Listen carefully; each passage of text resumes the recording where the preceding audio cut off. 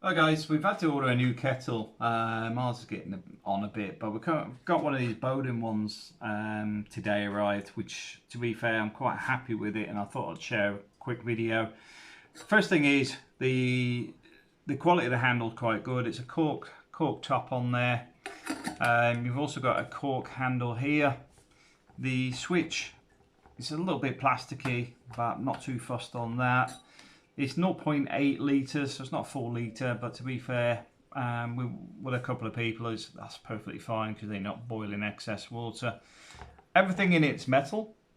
We have got this little funnel going up, which originally I thought was circulating boiling water from the bottom to the top, so it circulates the water, but I'm not actually sure if it's doing anything at all, and I'm not finding too many details on it. It's got a long neck on here, which is a gooseneck.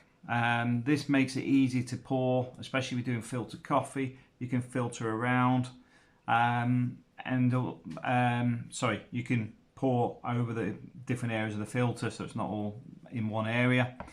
But I'm quite happy with it. It's very light.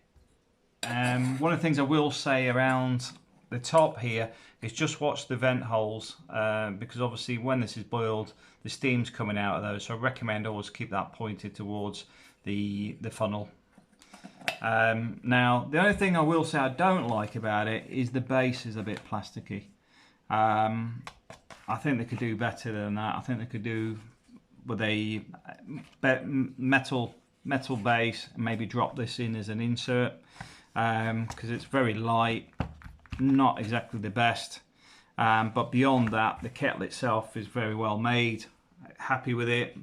Also very keen on it being all metal. One of the reasons for that is to do with, I'm not a fan of plastics, but obviously from a health point of view, all metal is also very good, and also makes nearly all of it fully recyclable except for the base.